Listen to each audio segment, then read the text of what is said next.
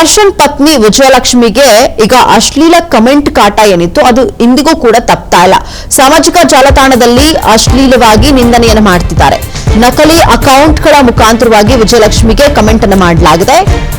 Jalagara university ಹೆಸರಿನಲ್ಲಿ ಈ ಒಂದು ಖಾತೆಯಿಂದ ಕಿರುಕುಳವನ್ನ ನೀಡ್ತಾ ಇದ್ದಾರೆ. ಇವರೇ ನೋಡಿ ಕ್ರಿಮಿನಲ್ ದರ್ಶನ್ ಹೆಂಡತಿ ಅಂತ ಹೇಳಿ ಕಮೆಂಟ್ ಅನ್ನ ಮಾಡಿದ್ದಾರೆ.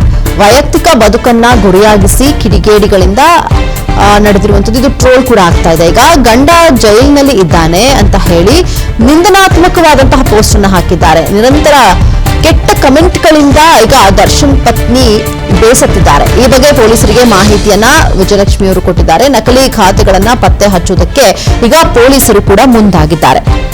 ದರ್ಶನ್ ಪತ್ನಿ ಅವರಿಗೆ ಈ ಹಿಂದೆ ಕೂಡ ಕೆಟ್ಟದಾಗಿ ಕಮೆಂಟ್ ಅನ್ನ ಮಾಡಿದ್ರು. ಸೊ ಈಗ ಮತ್ತೆ ಅಗೈನ್ ಅದು ರಿಪೀಟ್ ಆಗ್ತಾ ಇದೆ. ಪತಿ ಜೈಲಲ್ಲಿರುವಂತಹ ಸಂದರ್ಭದಲ್ಲಿ ಇದನ್ನೇ ಗುರಿಯಾಗಿಸಿಕೊಂಡು ಇವರೇ ನೋಡಿ ಕ್ರಿಮಿನಲ್ ನ ಪತ್ನಿ ಅಂತ ಹೇಳಿ ದರ್ಶನ್ ಹೆಂಡತಿ ಅಂತ ಹೇಳಿ ಕಮೆಂಟ್ ಅನ್ನ ಹಾಕಿದ್ದಾರೆ. ವೈಯಕ್ತಿಕ ಬದುಕನ್ನ ಗುರಿಯಾಗಿಸಿಕೊಂಡು ಈ ರೀತಿಯಾಗಿ ಸೋಷಿಯಲ್ ಮೀಡಿಯಾವನ್ನ ಬಳಕೆ ಮಾಡಿಕೊಂಡು ಮತ್ತೊಬ್ಬರಿಗೆ ಹರ್ಟ್ ಮಾಡುವಂತಹ ಪ್ರಯತ್ನಗಳು ಆಗ್ತಾ ಇದೆ. ಗಂಡ ಜೈಲಿನಲ್ಲಿ ಇದ್ದಾನೆ ಅಂತ ಹೇಳಿ ಈ ರೀತಿ ನಿಂದನಾತ್ಮಕವಾದಂತಹ ಪೋಸ್ಟ್ ಗಳನ್ನ ಹಾಕ್ತಿದ್ದಾರೆ. ಇದು ಯಾವ ಒಂದು ಅಕೌಂಟ್ ಇಂದ ಬಂದಿದೆ, ಯಾರು ಇದನ್ನೆಲ್ಲ ಮಾಡ್ತಿದ್ದಾರೆ ಅನ್ನುವಂತಹ ತನಿಖೆ ಆಗ್ಬೇಕಾಗಿದೆ. ವೈಯಕ್ತಿಕ ಬದುಕನ್ನ ಗುರಿಯಾಗಿಸಿಕೊಂಡು ಟ್ರೋಲ್ ಅನ್ನ ಮಾಡ್ತಾ ಇದ್ದಾರೆ. ಗಂಡ ಜೈಲಲ್ಲಿದ್ದಾನೆ ಅಂತ ಹೇಳಿ ನಿಂದನಾತ್ಮಕ ಪೋಸ್ಟ್ ಅನ್ನ ಹಾಕಿದ್ದಾರೆ.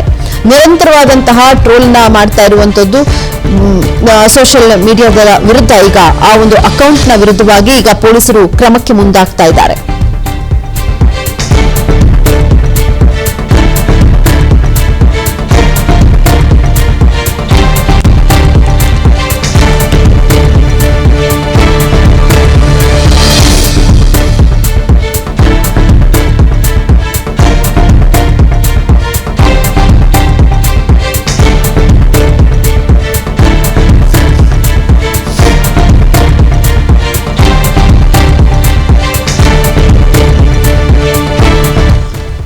ಇದರ ಬಗ್ಗೆ ಮತ್ತಷ್ಟು ಮಾಹಿತಿನ ಕೊಡ್ತಾರೆ ಹನುಮಂತರಾಜು. ಈಗ ಫೋನ್ ಅಲ್ಲಿ ಕನೆಕ್ಟ್ ಆಗಿದ್ದಾರೆ. ಹನುಮಂತರಾಜು, ಈ ಹಿಂದೆ ಕೂಡ ದರ್ಶನ್ ಪತ್ನಿ ಅವರಿಗೆ ಈ ರೀತಿ ಅಶ್ಲೀಲವಾದಂತಹ ಕಮೆಂಟ್ ಅನ್ನ ಹಾಕೋದೆಲ್ಲ ನಡೀತಾ ಇತ್ತು. ಇದನ್ನ ಪೊಲೀಸರ ಗಮನಕ್ಕೆ ತರುವಂತಹ ಪ್ರಯತ್ನ ಮಾಡಿದ್ರು. ಬಟ್ ಈಗ ಅಗೈನ್ ಅದೇ ರೀತಿಯಾದಂತಹ ಸಂದರ್ಭ ಸೃಷ್ಟಿಯಾಗಿದೆ ಅಂತ ಅನ್ನಿಸ್ತಾ ಇದೆ. ಯಾವ ಖಾತೆ ಇದು, ಯಾಕೆ ಈ ರೀತಿಯಾಗಿ ಕಮೆಂಟ್ ಆಗ್ತಿದ್ದಾರೆ, ಇದಕ್ಕೆ ಕಡಿವಾಣ ಹಾಕುವಂತಹ ಪ್ರಯತ್ನ ಏನಾದ್ರು ಆಗುತ್ತಾ? ಡೀಟೇಲ್ಸ್ ಕೊಡೋದಾದ್ರೆ ಹನುಮಂತ್. ಎಸ್ ಮಾನಸ, ಏನು ದರ್ಶನ್ ರೇಣುಕಾಸ್ವಾಮಿ ಪ್ರಕರಣದಲ್ಲಿ ಜೈಲಿಗೆ ಸೇರಿದ ನಂತರದಿಂದ ಏನು ಅವರ ಪತ್ನಿ ವಿಜಯಲಕ್ಷ್ಮಿ ಹಾಗೂ ಮಗನಿಗೆ ನಿರಂತರವಾಗಿ ಸೋಷಿಯಲ್ ಮೀಡಿಯಾ ಮೂಲಕ ಫೇಸ್ಬುಕ್, ಟ್ವಿಟರ್, ಫೇಸ್ಬುಕ್, ಇನ್ಸ್ಟಾಗ್ರಾಮ್ ಮೂಲಕ ಸಾಕಷ್ಟು ಕಿರುಕುಳದ ಪೋಸ್ಟ್ ಗಳನ್ನ ಸಾಕಷ್ಟು ಹಾಕಿ ಸಂಬಂಧಪಟ್ಟಂತೆ ಕಿರುಕುಳದ ಪೋಸ್ಟ್ ಅನ್ನು ಹಾಕಿದ್ರು. ಆ ಸಂಬಂಧ ಮಹಿಳಾ ಆಯೋಗದ ಅಧ್ಯಕ್ಷರು ನಾಗಲಕ್ಷ್ಮಿ ಅವರು ಸೈಬರ್ ಕಮಿಷನರ್ಗೆ ಪೊಲೀಸ್ ಕಮಿಷನರ್ಗೆ ಪತ್ರ ಬರೆಯುವ ಮುಖೇನ ಸಾಕಷ್ಟು ಕ್ರಮ ಕೈಗೊಳ್ಳುವಂತೆ ಆಗ್ರಹ ಮಾಡಿದ್ರು.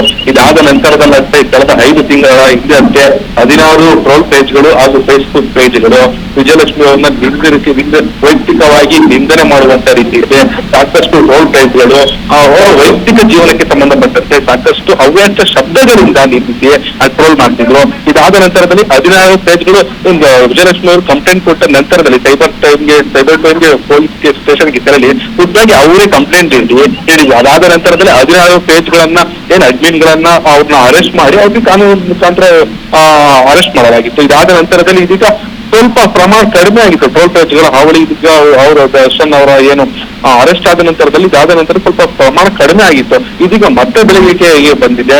ಏನು ಜಲಗಾರ ಯೂನಿವರ್ಸಿಟಿ ನಮ್ಮ ಪೇಜ್ ಫೇಸ್ಬುಕ್ ನಲ್ಲಿ ಏನು ಪೇಜ್ ಇದೆ, ಆ ಪೇಜ್ ಅವರು ವಿಜಯಲಕ್ಷ್ಮಿ ಅವರ ವೈಯಕ್ತಿಕ ಬದುಕಿಗೆ ಸಂಬಂಧಪಟ್ಟಂತೆ ಸಾಕಷ್ಟು ಅವ್ಯಾಚ ಶಬ್ದಗಳಿಂದ ಬಳಕೆ ಮಾಡಿ ಇತರೆ ಅವರ ಬದುಕಿನ ಏನಿದೆ ಅದಕ್ಕೆ ಸಂಬಂಧಪಟ್ಟಂತೆ ಸಾಕಷ್ಟು ಅವ್ಯಾಚ ಶಬ್ದಗಳಿಂದ ನಿಂದನೆ ಮಾಡಿ ಪೋಸ್ಟ್ ಮಾಡಿದ್ರು. ಇದಕ್ಕೆ ಸಂಬಂಧಪಟ್ಟಂತೆ ಈಗಾಗಲೇ ಏನು ಸೈಬರ್ ಕ್ರೈಮ್ಗೆ ದೂರು ನೀಡಲು ವಿಜಯಲಕ್ಷ್ಮಿ ಅವರು ಮುಂದಾಗಿದ್ದು ಕಠಿಣ ಕ್ರಮ ಕೈಗೊಳ್ತಾರೆ ಅನ್ನೋದು ಅವರು ನಿರೀಕ್ಷೆ ಮಾಡ್ತಿದ್ದಾರೆ. ಓಕೆ, ಥ್ಯಾಂಕ್ ಯು ಹನುಮಂತರಾಜು ನಿಮ್ಮೆಲ್ಲ ಡೀಟೇಲ್ಸ್ಗಾಗಿ.